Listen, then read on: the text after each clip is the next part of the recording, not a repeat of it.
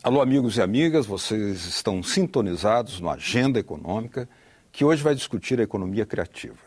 O processo cultural brasileiro é multifacético, riquíssimo, coloridos, variados, de uma profundidade imensa, capaz de revelar a profundidade, a generosidade da alma do povo brasileiro. Mas muito desse processo cultural ainda está sendo feito de forma informal, quando ele poderia ser parte de um processo econômico mais estruturado. Sair da informalidade, gerar renda, gerar trabalho, gerar, inclusive, condições de cidadania. Esse é o tema que nós vamos discutir aqui hoje, nesse Agenda Econômica, focalizado em economia criativa. A nossa convidada é a doutora Cláudia Leitão, secretária de Economia, secretária da Economia Criativa, fazendo a correção desde o início, porque isso é que significa secretária da Economia Criativa. Tem duas boas-vindas. Muito obrigado por ter aceito o nosso convite. Eu que agradeço.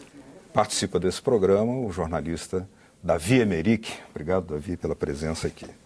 Secretária, quando nós estamos falando de economia da cultura, de economia criativa, exatamente de que nós estamos falando? Já que é um termo um pouco novo para a grande massa da população, poderia explicar de que é que nós estamos falando? Com certeza. Olha só, quando a gente fala de economia criativa, a gente está falando de ciclos econômicos, ciclos que envolvem produção, criação, distribuição, circulação e consumo, fruição de bens e de serviços. Até aí não há novidade. Qualquer ciclo econômico funciona assim. Mas nós estamos falando de bens e serviços cuja dimensão simbólica é talvez a dimensão mais importante e que define, inclusive, o valor daquele bem ou daquele serviço. Então, eu estou dizendo que a economia criativa são ciclos de produção, distribuição e consumo de bens e serviços cujo valor maior é o valor simbólico. Doutora Cláudia, a gente sabe que tem o Ministério da Fazenda, tem o Ministério da Indústria e Comércio, muita coisa na área da cultura também, indústria. E a gente sabe o que significa isso no governo, pouco recurso, um puxando o tapete do lado de cá, outro puxando do lado de lá. Quais são os fundamentos da criação da Secretaria da Economia Criativa no âmbito do Ministério da Cultura? Não há contradição com esses outros ministérios? Sabe que não, eu fico muito animada com essa decisão que foi tomada pela ministra Ana de Holanda. Eu acho que ela foi muito corajosa no momento em que ela propôs ao Ministério talvez um resgate fundamental, porque nós já tivemos um ministro da Cultura que era um economista, e um economista muito preocupado com criação de mercados regionais, com consumo de produtos e serviços brasileiros. Esse economista cepalino, ministro da Cultura, se chamava Celso Furtado. Eu acho que agora o Ministério da Cultura volta e faz uma certa homenagem quando retoma as ideias de Celso Furtado e diz que cultura é eixo de desenvolvimento. Porque nós temos uma ação, e deve ser uma ação efetiva e eficaz, junto aos estados e aos municípios brasileiros, trabalhando essa visão empreendedora da cultura. Quer dizer, cultura como eixo de desenvolvimento, cultura como exatamente uma estrutura que pode contribuir para a formalização de trabalhadores, de empreendedores, de empresários, pequenos empresários, artistas, produtores, dos segmentos criativos. Eu estou falando aqui de segmentos que são amplos. Eu estou dizendo que um ator é um profissional criativo, mas um indivíduo que está trabalhando no aplicativo de um celular, ele também é um profissional criativo na área de games. Se eu te falar aqui num indivíduo que é palhaço de circo, ele é um profissional criativo, mas se eu falar aqui também de um publicitário, eu estou dizendo que ele também é um profissional criativo. Então, percebam que nessa imensa panóplia, nesse grande horizonte dessa economia, do circo às tecnologias da informação, eu tenho aí uma possibilidade imensa de um desenvolvimento cujo maior insumo é a criatividade brasileira. Ora, o Brasil é criativo, mas ainda não transformou essa criatividade em inovação. A gente fala que as nossas empresas não são inovadoras. A criatividade é a antessala da inovação. Mas não seria melhor criar isso no âmbito do Ministério da Fazenda ou do próprio Ministério da Indústria e Comércio? Não há um sobretrabalho aí? Isso não é perigoso? Eu acho uma boa pergunta sua, mas eu acho que exatamente é a grande inspiração e acho que desafio do Ministério da Cultura. A Secretaria da Economia Criativa ela é, por natureza, em função da área da qual ela se ocupa, uma secretaria transversal. Uma secretaria transdisciplinar, uma secretaria que poderia estar em qualquer ministério. Eu sempre digo isso, já disse isso, inclusive, até a presidente da República, ao lado da ministra Ana de Holanda. Porque é uma secretaria que pensa, que trabalha e que vai formular para pensar o desenvolvimento. E a cultura deveria ser pensada, e eu penso que cada vez mais ela caminha para isso, nos governos do mundo, especialmente nos países desenvolvidos, a cultura começa a ser tratada como eixo de desenvolvimento. Então, a cultura acaba culturalizando setores que estão em outros ministérios. Você falava aqui, por exemplo, a gente falava dos setores criativos. Se eu falar em artesanato, em moda, em design e arquitetura, são setores importantíssimos. 3 deles estão no Ministério de Indústria e Comércio Exterior, no MDIC. A gente tem que tirá-los de lá? Não. Nós, da cultura, é que temos que culturalizar esses setores. Ou seja, nós já estamos trabalhando com esses setores junto ao MDIC, estamos trabalhando com vários ministérios, e especialmente com 10 ministérios da Esplanada. Agora, a Secretaria da Economia Criativa foi criada dia 1º de junho passado, não é isso? E ela tem essa atribuição de, digamos, estruturar, dar formalidade, permitir que toda essa criatividade que hoje está no cordelista, no ator de circo, no compositor capoeirista, enfim, na tocadora de prato, tudo isso que vem até sendo reconhecido pelas políticas públicas, tenham capacidade de uma economia formalizada. É uma baita atribuição essa da Secretaria, não? E até porque há um certo mito que a gente também precisa combater. Nem todo artista tem vocação para ser gestor. Então, nós não estamos dizendo que um dançarino agora vai ter que ser o gestor do seu negócio. Mas ele tem que entender que ele participa de uma cadeia produtiva, de um arranjo produtivo, né? E, nesse sentido, ele precisa estar cercado dos elos que compõem a sua atividade para que aquela atividade da dança, do teatro, do circo, da música, consigam encontrar, né, todos os caminhos para uma distribuição e para o consumo de produto. Nenhum artista quer produzir ou criar ou não necessariamente um artista no sentido tradicional da palavra, mas um designer ou um artesão, todo mundo quer encontrar um consumidor para o seu produto, né? Ou para o seu serviço. Então, é importante a gente entender que, ao trabalharmos essas cadeias produtivas, nós vamos ter que criar e formular políticas públicas capazes de dar para aquele dançarino, para aquele ator, para aquele musicista, né, as condições para que o seu trabalho, não é, cresça, seja fomentado, em que ele tenha condições de trabalhar dentro dessa cadeia produtiva e criar um efeito virtuoso, onde a gente possa transformar essa atividade criadora numa atividade também produtiva. E aí nós não temos que ter medo da palavra mercado, nós temos que entender que todo artista quer encontrar o seu mercado, o seu público. Nós estamos falando de consumo cultural. País desenvolvido é um país que tem um grande cardápio de produtos e serviços para oferecer. E um bom país também, para nós, especialmente brasileiros, é um país que consegue consumir os seus próprios produtos. É muito importante, e aí eu volto sempre à questão do Celso Furtado, quando a gente analisa um pouco o percurso brasileiro, eu acho que a gente está num bom momento de autoestima alta, né? O brasileiro começa a valorizar aquilo que ele é. Eu estou falando, portanto, que a gente está construindo um Brasil onde essa marca criativa é uma boa marca. O Brasil é um país da criatividade. Então, nós precisamos também começar a valorizar produtos nossos e não somente importar produtos de outros países. Então, o Brasil não pode ser um eterno consumidor ou então um país que, de forma passiva, não é, consome produtos importados. Mas ele tem que ser exportador daquilo que ele próprio faz. Então, nós temos uma tarefa de construir um mercado interno para os nossos produtos, mas também temos uma tarefa exportadora, né? A professora Edna dos Santos, do Isenberg, que hoje se ocupa da área da economia criativa em Genebra, na UNCTAD, que é a Conferência das Nações Unidas para o Comércio e Desenvolvimento, ela brincava comigo, especialmente há 2 anos atrás, ela dizia assim: Cláudia, olha, enquanto o Brasil espera, a China faz.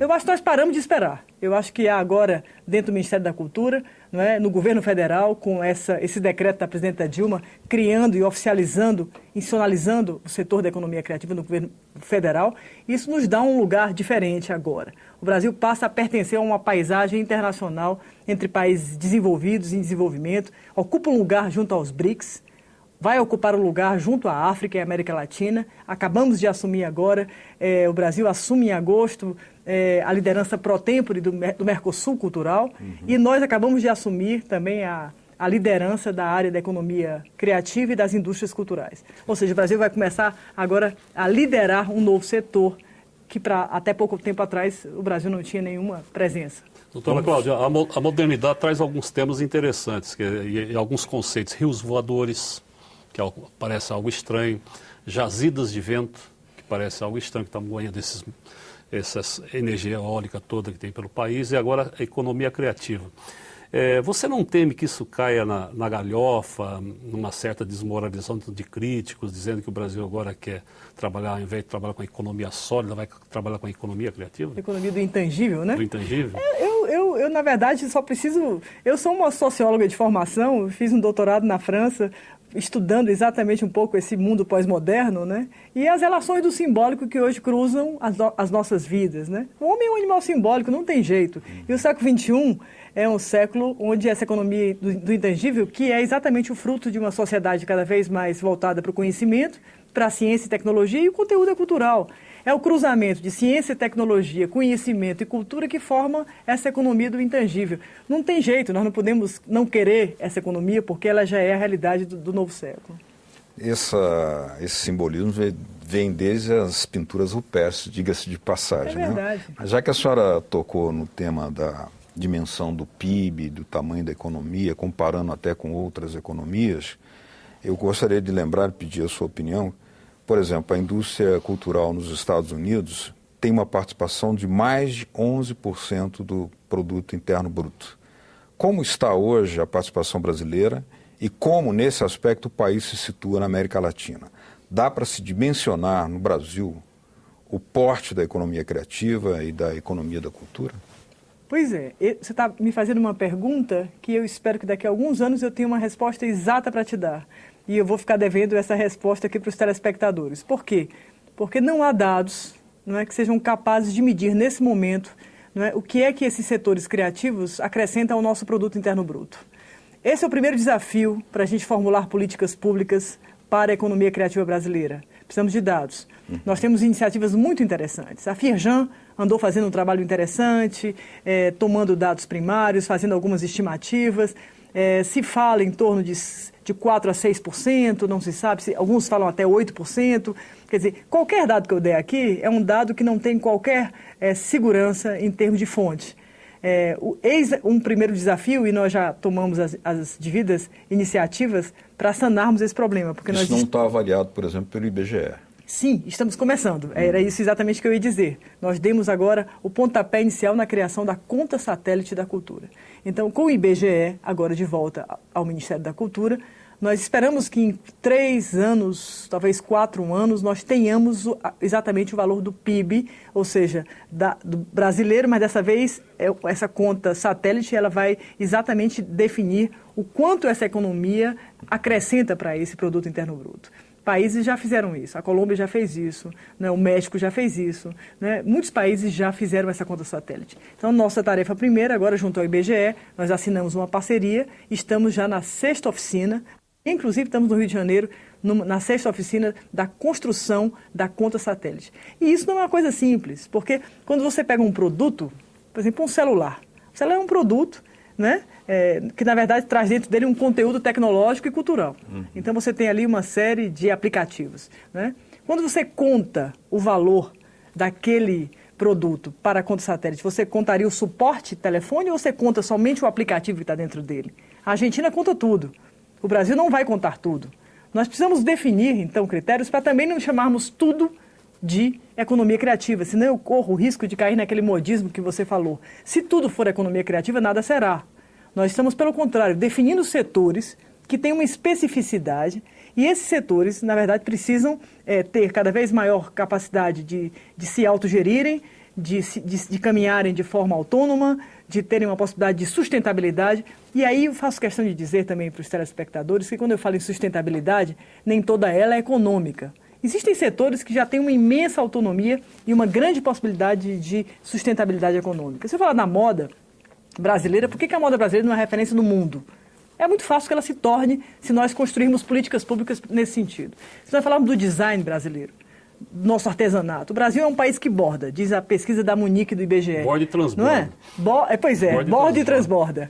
Então, há setores onde essa relação é muito simples e pode acontecer a curto prazo. Agora, há setores de segmentos criativos que não têm sustentabilidade de natureza econômica. Eu vou dizer um dado aqui para os telespectadores e para vocês que eu acho que é importante. Se alguém imaginar que o Museu do Louvre, em Paris, é sustentável, se engana. O museu não é sustentável. Agora, algum governo francês, agora que temos lá um novo presidente, né, que tem nome da Holanda no sobrenome, né? Mas será que ele fecharia o Louvre por imaginar que não se sustenta? Quer dizer, existe algum museu que tenha maior valor simbólico agregado do que o Louvre no mundo? Então, alguns setores existem e são importantes. Né? Doutora Cláudia, para quem está nos assistindo, é um monte de alunos que estão saindo das federais, da FGV, ou então economistas, sociólogos, que estão chateados com suas formas antigas de trabalhar. Que tipo de profissional novo essa área que a senhora está liderando agora está a demandar? A senhora acha que está se criando um mercado novo, que esse pessoal que está vindo para o mercado agora poderia se orientar? Olha, se você hoje observar, inclusive, nas chamadas ou nas concorrências hoje dos cursinhos para as universidades brasileiras, você vai ver um perfil interessante.